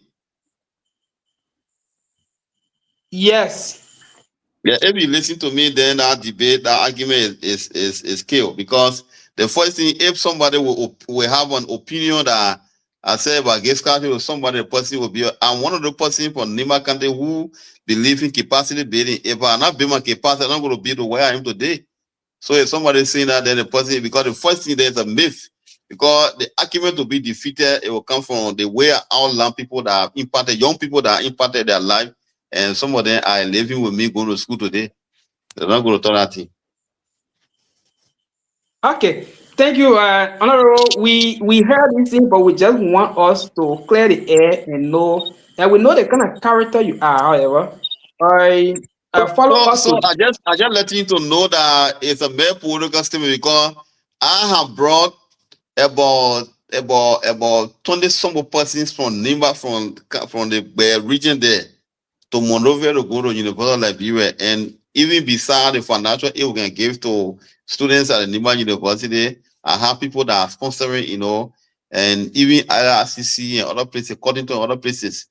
And last year we were able to send 2 young people, from the district, to China to go get a master. So why I will be so wicked to say if I get young person when they can't learn, to tell me their position are born way, that my pa get it.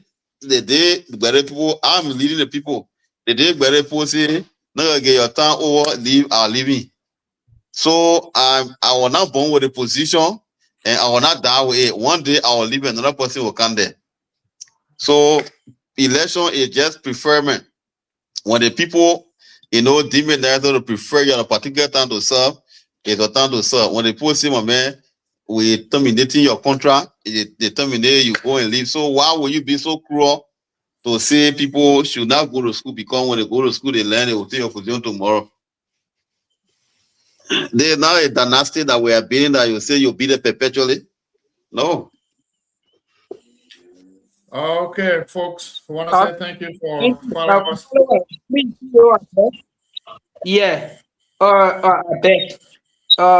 Two quick, small question, not big. Do you extend your assistance to the graduate program in Liberia, University of Liberia or Connington? And again, how is your working relationship with the people from ZOR? So those are the 2 quick questions I want to add to my question. Just be done. Thank you. Yeah, the first thing, the graduate education, government library does not ask scholarship for that. My office does not ask scholarship for that. People who are a little case that in the elementary, junior high school, and who go to college, that the people can help. But for the graduate school, I'm not aware whether government library is giving scholarship. Maybe it will be through education ministry. Well, my office does not have that money to be paying someone graduate, school fees. If I decide to do personal assistance, then I can do it. And with respect to Zor, anybody from Zor complain to you that I get problem with them or they get problem with me?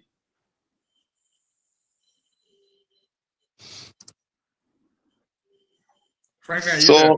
So Zor and myself, Zor people myself, we are okay. And we most of the time me will say we'll discuss. Election is over and we are good.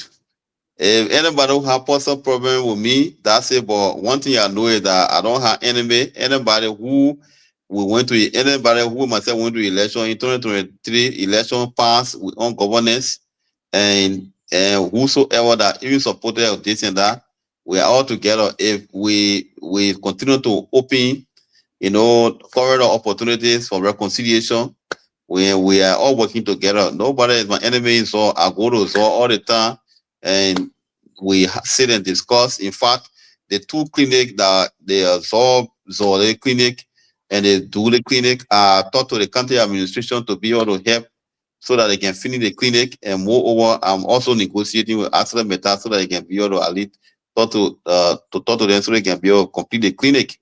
And a lot of things we are doing collectively is all. So while we are sitting down, when my late brother, Jim brother, Edwin Corden was picking the road from Puli to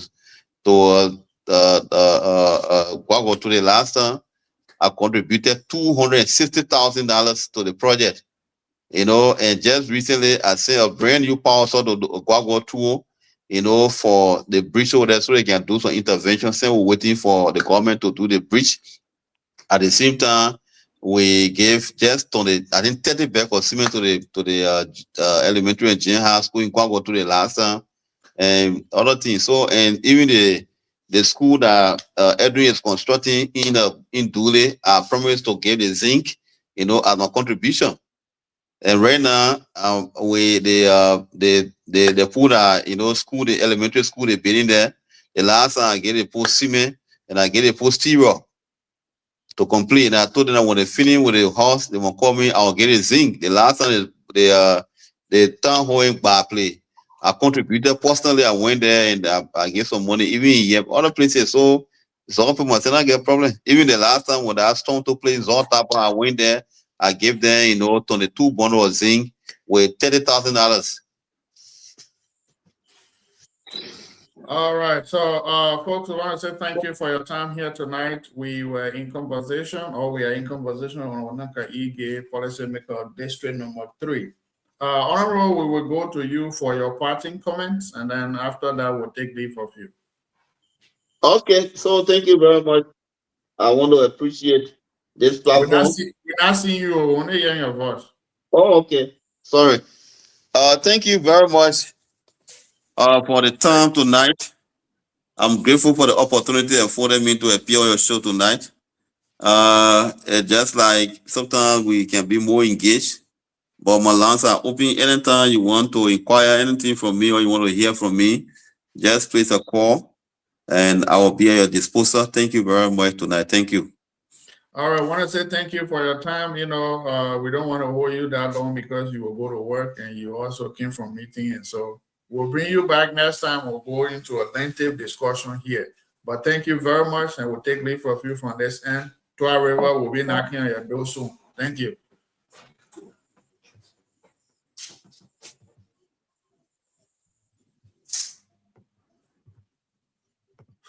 Well, folks, want to say thank you to you all here tonight for your time. We were in conversation with the Honorable Nanka Ige. Mr. Harrison Bow, let's go to you. What is your take on tonight's show? As the Honorable, you know, deliberation. Well, thank you, my brother. And thank to the Honorable, firstly, by honoring our invitation to come here tonight to share some of the activities that are ongoing in the district, some of the happening. Oh, it was good. So, it left with the public to decide. The public will be the best judge. They will analyze what he said. They will evaluate. They will carry on their own assessment, research, and they will decide on the reality of what he just did. Well, I appreciate you so much for honoring our show, to take a point of time to come for all to discuss, for a district people to listen, outline what he had done and what he's doing and what he will do. I also appreciate him so much. I think the show was good. You know, relatively peaceful and kind. All right. Mr. Aaron White, it's over to you.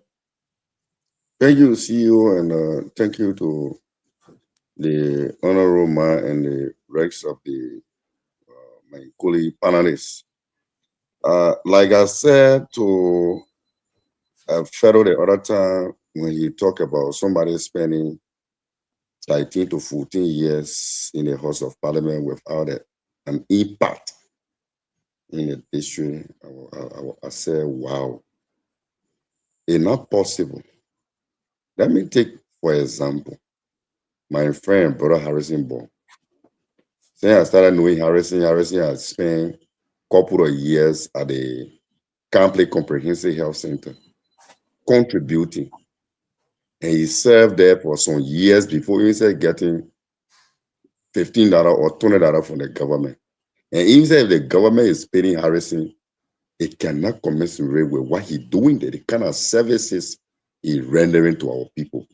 Then time come tomorrow, I said, what thing Harrison Ball has done before for our people, what he has done in the district.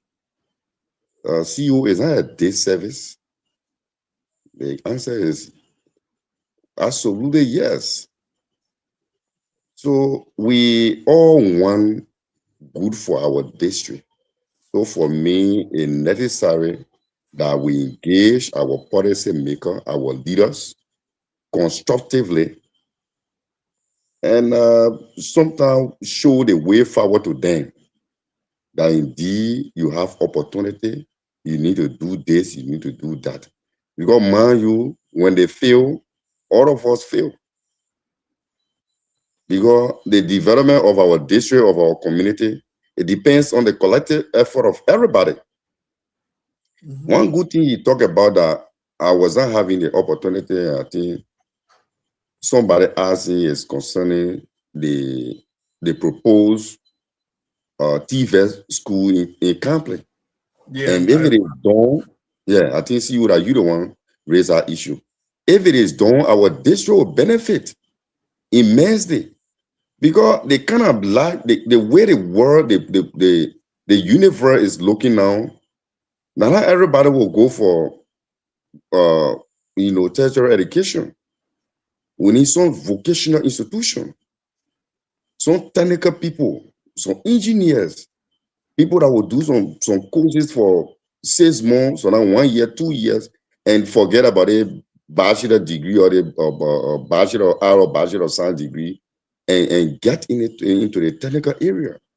CEO and the rest of the panelists, if you check now to Acida Meta, other company, AFCON, and the rest of the company that hiring people, most of the Indian people, they don't believe in too much degree. That vocational school people they're looking for. People with a technical know-how. They forget about the white collar job, something, and they want result. So for me, I would prefer, I hope that the dream of the lawmaker come to fruition. Because when it happens, all of us in the other hand, whether you supporting him, you're not supporting him, or you supported him, and you also playing not to support him, you will benefit. Our district is blessed. I think the opportunity he has and the opportunity Twah Rver that Berege started to a district give birth to has. I think in the time past, we have never have some of the opportunity. We hope that the 2 lawmakers of our statutory district will succeed so that our district will be improved in time to come.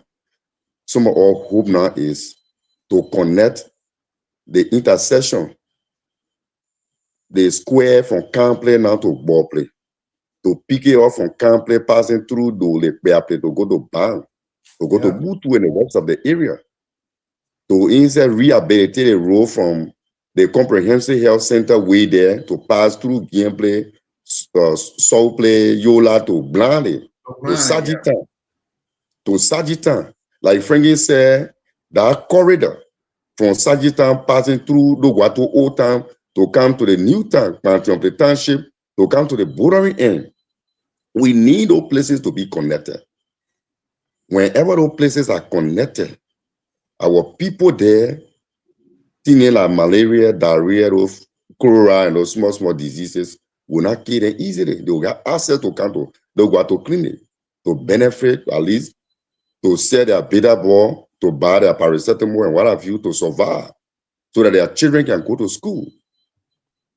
So that when those roads are done, the GSM company too will be able to move to those places to do some intervention, to do some installation.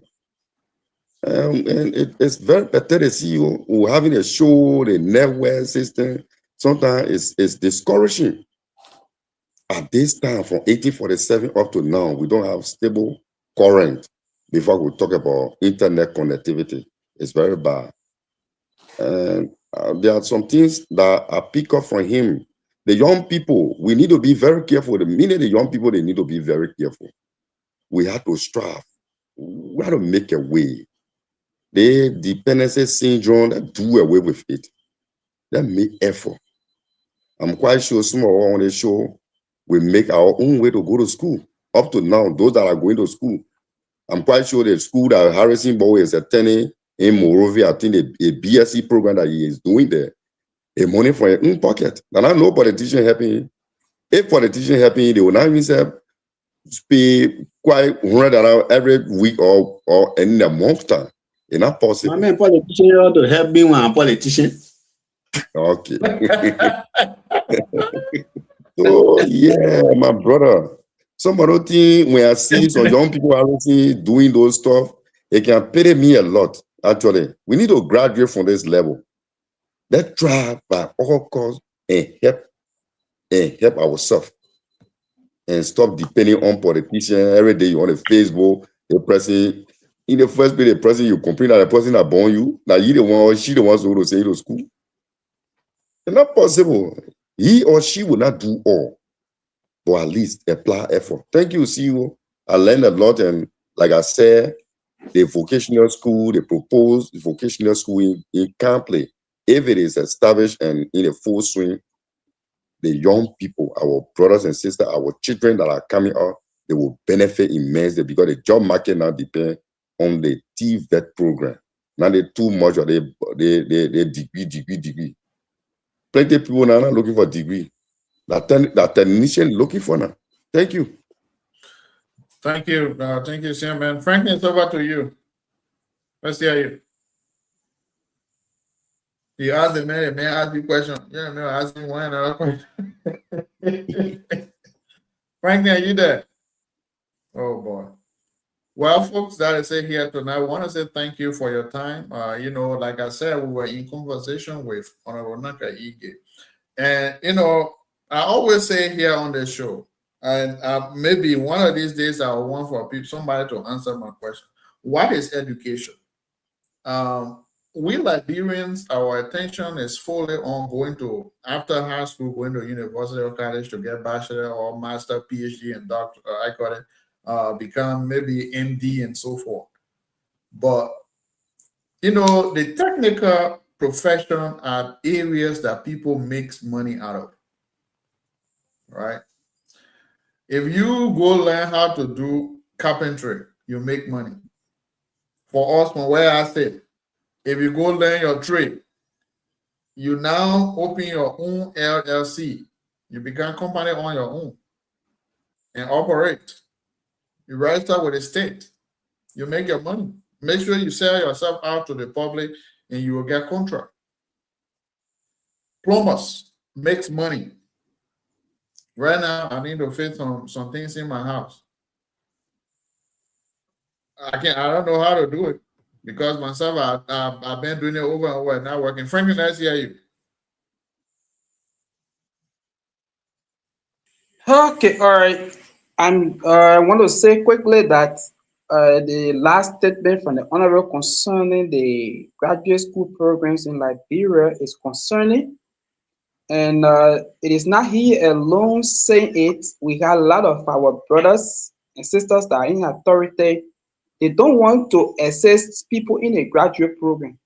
And those of us striving at least to get a degree in that area, once we are not able to go up, if you can sponsor someone out of Liberia into graduate program, I think in Liberia you should also, even if it is not full scholarship, it could be a financial aid to extend to those people. People want to achieve certain things in life, but they don't have the means of getting that. And if we are to sit and say, once you decide to go to the place, it means that you are men or women enough to be able to do that. I don't think that people will be able to climb a ladder. People would just be complacent, sit down, and say, I have nobody to help me. Other people in graduate school, and they don't have anything at all, but they are just striving.